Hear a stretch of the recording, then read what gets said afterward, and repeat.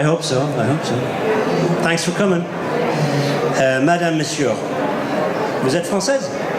Ben voilà, il y a une française, c'est très bien. Vous êtes le seul. Il y a quelqu'un qui parle français, ce côté-ci? No, you don't speak French? All right, guys, my name is John Harney. I'm U-Export. I live in France, about an hour and a half southeast of Paris. When I went to live in France first in 1981, I was a civil engineer, and I got out of that, and I'm now a management consultant, helping Irish companies to export into France, helping French companies to come into the UK and Ireland. Since going to France in 1981, I've actually lived in Belgium for 5 years. I've lived in England for 5 years, Finland for 5 years, so I've travelled quite a bit around. And I started to migrate back to France in the last 3 or 4 years. So I haven't been at this exporting business for too long.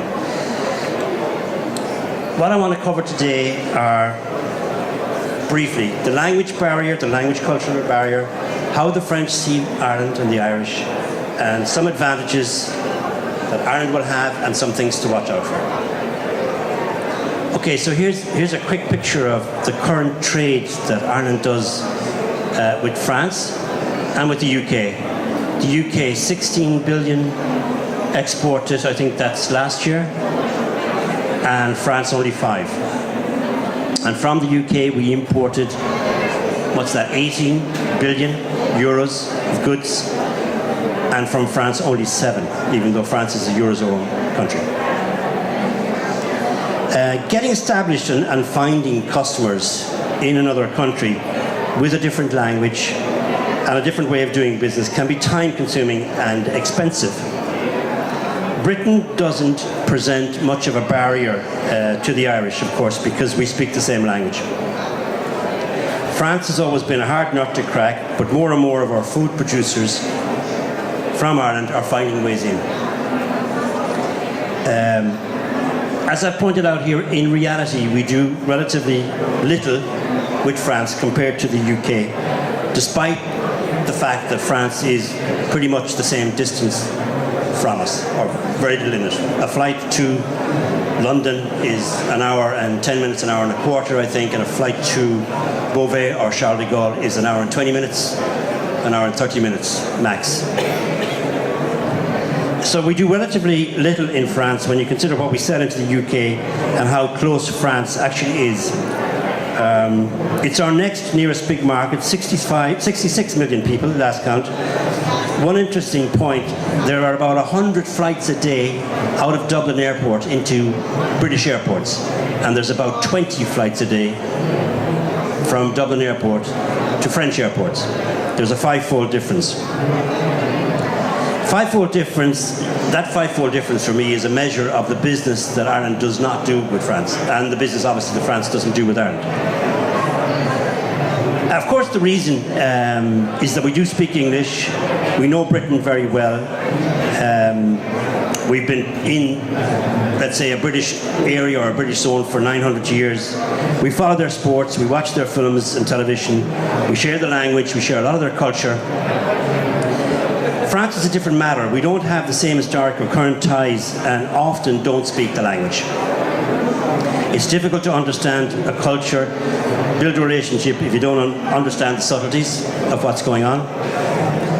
However, it's actually not as daunting, and the French are not as difficult to do business with as it may appear. Not having the language doesn't have to be a barrier. Now, let's see what we got.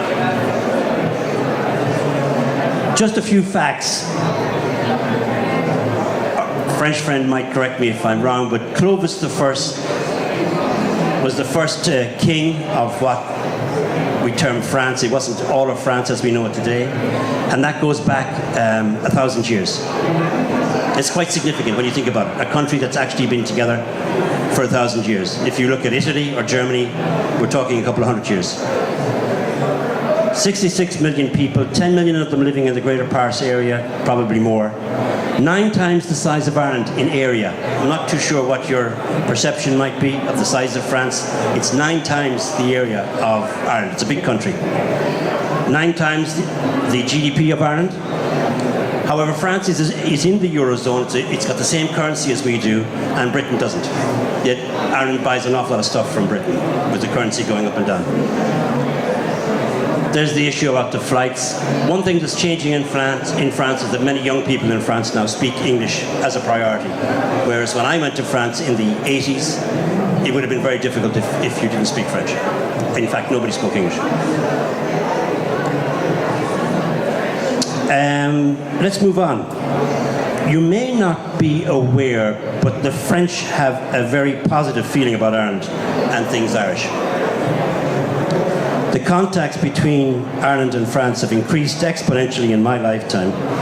When I went to France first to work in 1981, most people I met didn't actually know where Ireland was on the map. They'd heard about Belfast and Derry and the IRA and the bombings, and that was about it. And most also understood at that time that Ireland was part of the United Kingdom. Now, when I meet a French person back in France after 30 years or 35 years, if I meet a French person for the first time, it's one of two things. Either they've already been to Ireland and rave about how nice everyone is and how laid back and relaxed we are, or they will say in sincerity that they are planning to come and visit Ireland. They've heard so many good things about the place. This isn't to say that they don't like England or Germany or other countries. It's just that Ireland has definitely come on the map for France in my lifetime, let's say in the last 20 years.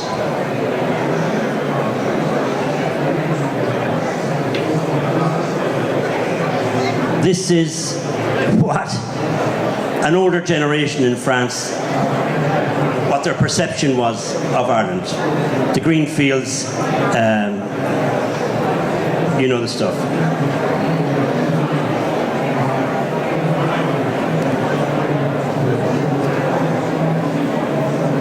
This is an old famous song, before your time, but you know it, about Connemara, by a famous singer, Michel Sardou. Anybody else hear of Michel Sardou? In Ireland, we know very, very little about French music, French culture. This song is one of the most famous songs in France. There's a film called Purple Taxi or something, Le Taxi Mauve. If you meet a person who's over 35 years of age in France, they will talk to you about this movie. I've never seen it, I don't know about it, but it's about Ireland. There's an awful lot of stuff or perceptions about Ireland that the French have, which may be a bit dated, but they're also very kind and very warm. Okay, are we competitive? The market research that we've done in New Export in the last few years has shown that Irish products and services can often be competitive in France, which is key. Costs in France are very high. They're much higher than they are here. Employers' contribution, the equivalent of employer's contribution on a salary in France or on a wage in France is about 50 or 60% of the wage, where it's something like under 10% in Ireland. The cost of an hour in France is at least 1.5 times what it is here in Ireland. Also, the cost of shipping a pallet, because I ship pallets from, let's say, Mayo, which I do, to Paris, costs about 150 quid for one pallet. It costs also 150 quid to bring a pallet from the Pyrenees or from Marseille or from the Jura Mountains to Paris. The distance may appear very far, but it isn't. The cost factor is similar or the same. Right, the culture. Let's get down to the nitty-gritty. France can be challenging for a number of reasons, despite the fact that France or the French have embraced English for a generation already. For a French person to speak good English or for an Anglophone to speak good French continues to be a challenge. Part of the reason for that is that the accent or mouth movements in either language are actually quite different and quite difficult. The French will accept that when abroad they need to sell to you in English, but if you're selling to them in France, with the exception of individuals who speak good English, and that is the younger people nowadays, you do actually need to be able to speak French to sell to them. Part of the reason for the problem with the language, as I said, is the mouth movements, or how you pronounce the letters, how you pronounce the words. Have some of you done French at school? How is your French now? No? Nobody. What's difficult about French for you? You don't practice? Okay. All right, look. What is it about the French? The French are discerning, adversarial, and often individualistic. In dealing with them, it can be useful to understand these behaviors. They often come across as picky, arrogant, or even condescending. However, some of this is just normal behavior. Because they are picky, their standards are high, or because their standards are high, they come across as being picky. Whichever way you want to look at it. They've achieved an awful lot in the last 1,000 years, such as their architecture, their beautiful cities, their cosmetics and perfumes, where they are world leader, haute couture and haute cuisine, where they are world leaders, their wines and spirits, their cars are some of the best in the world, their aircraft manufacturing industry is among the best in the world, their trains, their aeronautics, their nuclear technology, their rocket and space technology, among the best in the world, and their sport, and the list goes on. France has been at it for 1,000 years. They're picky because they have high standards, because they produce top quality stuff, and always have. And it's inbred in the character and the culture of the country. There is a rich heritage of top-class products produced in France, and one of the many threads running through all that is their attention to detail and their sense of style. It, in part, explains the adversarial nature. If a detail is off, or if it's not quite right, they are going to challenge it. They're not going to be happy with it. The chateaus represent that culture for me. But there are many areas, as I've pointed out, that they excel in, that they're the best in the world. The search for quality and excellence drives the adversarial nature. And I'm talking about this today because if you want to sell products or services in France, you need to understand this.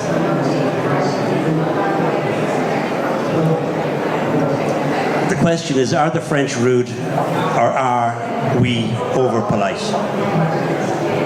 Are people in Northern Europe, the British, the Irish, the Scandinavians, too polite, and the French just normal? Think about it.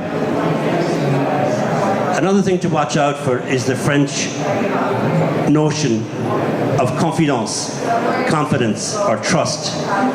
A term and a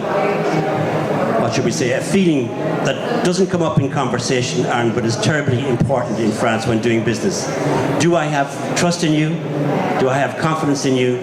Do I have confidence in your product or service? They talk about it all the time.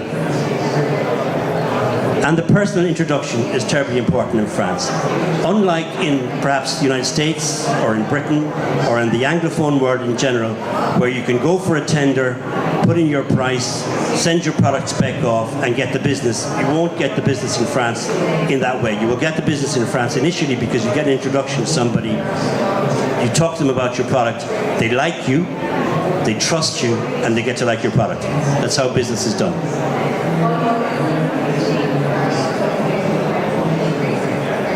Okay, I won't keep you too long. There's a false perception, in my opinion, that France is far away. It's not far away. It's the same distance as London. It's the same distance as England. It's 66 million people. We should be doing business with them. The cost of a pallet from Mayo to Paris is the same as from Marseille to Paris. There's no difference in cost in terms of getting there. There is a perception in France, there is a perception here that there's a big sea between us. There isn't. I'm just going to finish off by talking about one of the bridgeheads we have, which is the Irish Pub Restaurant.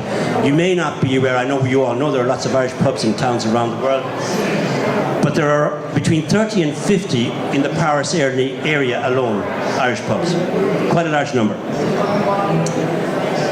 Two prominent chains in Paris, Corcoran's with about 8, O'Sullivan's with 7. I know both of those companies, and they're opening about 1 a year.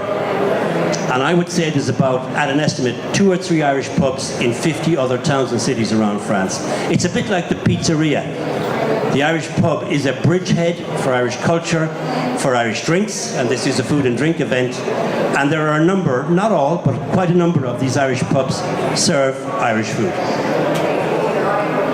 This is O'Sullivan's. Backstage, it's called O'Sullivan's by the Mill. Next door is the Moulin Rouge. You will recognize as a landmark in Paris. And the way I took this photograph, the way I've taken it is O'Sullivan's appears bigger than the Moulin Rouge, which in fact, on the front, it kind of is. It's a huge location in Paris for rock music. They sell Guinness and Irish beers, craft beers, I'm sure. But they also sell some products that I've introduced to them in a small way. Fiorishka, which is from Mayo, which is a company of 5 people, a small Irish business, a small family-sized company. And al fresco heaters that come from Cork, from Cloyne, which is another company with about 4 or 5 people. Those are al fresco heaters under the canopy at O'Sullivan's. Okay, so to conclude, France is competitive. Quality suppliers abound. They're well established with their customers. Their personal relationships are in place. But good value is always important. You may not beat a French supplier on quality, but if you can match the quality and the presentation of the product, you might win on price. Any questions?